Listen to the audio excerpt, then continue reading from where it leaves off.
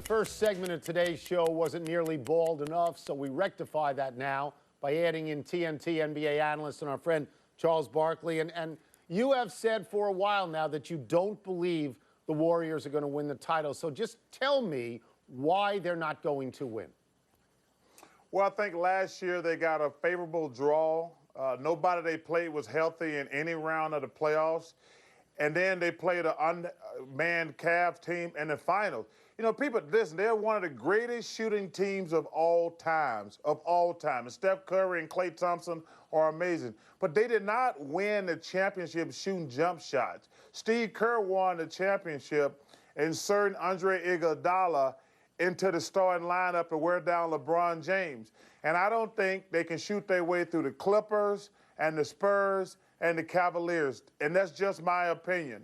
Charles, I think this is good because you're one of the few people, if not the only, who's on the other side and not just sort of serenading the Warriors the whole postseason. But I know you get criticism for this point of view. People say, oh, he's just like Oscar. Charles is hating on the Warriors. How do you engage in that conversation with people who say that? Well, it's weird, Mike. Anytime you say anything, you're an old guy who hating on young guys. I still have the same philosophy. Like I say, they had a great draw last year. Every team they played was hurt. And they're shooting the ball a lot better because they have a certain swag. I just personally don't believe that they can make enough jump shots if they play against 3 or 4 good teams. That's just my opinion. They're going to beat the Rockets, but I think their toughest opponent in the next round is going to be the LA Clippers because I think they have all the personnel to get them fits down low with Blake and DeAndre, and they got the best leader in the NBA in Chris Paul. Charles, do you think any of this is generational? That it seems like the millennials, who I'm always ripping, and younger people identify with the Warriors, and people our age are more likely to identify with traditional inside-out force basketball? Well, Mike, it's all right to disagree. I hate when they say we're hating on these young guys. They have changed the rules to make it more efficient offensively. Same thing in the NFL. That doesn't mean Jerry Rice and Michael Irvin and those guys are hating when they say it's easier to catch touchdown passes and get open today. That's just a fact. The Warriors have been terrific. They've been the best story of the NBA season. But, Mike, there's a reason it never happened but one time that a team won 70 games, and this year we basically had 2 teams that won 70 games. The NBA is not as good as it was used to. We don't have as many good teams as we have had in the past, and that's just a fact. That's not an old guy hating on the young guys. That's just a fact. I don't want to belabor the point, but I will ask you this, Chuck. If they were to win the title this year, given that would be 2 in a row, and given they would have set the all-time record, might you say, you know what? Let's give it up for them because they are truly great.